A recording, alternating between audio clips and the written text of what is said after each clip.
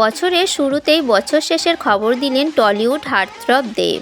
2023-এর মতো 2024 সালেও যে দেব বড় চমক দিতে চলেছে তা স্পষ্টই জানিয়ে দিলেন।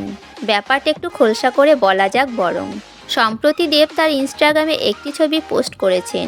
সেখানে দেখা গিয়েছে দেব ও তার লাকি ট্রায়োকে, অর্থাৎ দেব, পরিচালক অভিজিৎ সেন ও প্রযোজক অতনু রায়চৌধুরী। এই ট্রায়ার ঝুলিতে একের পর এক বক্স অফিস কাঁপানো ছবি।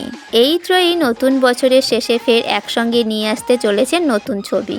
দেব ইনস্টাগ্রামে লিখলেন, যদি সব ঠিক থাকে তাহলে আগামী বড়দিনেই আমরা আবার আসছি। ছবি মুক্তি পাবে 2024 সালের 20 তারিখ। তবে কী ছবি, কারা থাকবেন তা কিন্তু খোলসা করেননি দেব। টনিক, প্রজাপতি, কিসমিস, বাঘা যতীন, হালফিনের প্রধান, কখনো পাশের বাড়ির ছেলে তো কখনো ডাকাবুকো পুলিশ অফিসার। প্রতিটা ছবিতেই নতুন নতুন অবতারে ধরা দিয়েছেন দেব। দেবের এই পোস্ট দেখে অনুরাগীদের আশা, 2024 সালের বড়দিনেও ফের নতুন অবতারে সিনে পর্দায় এসে বড় চমক দেবেন।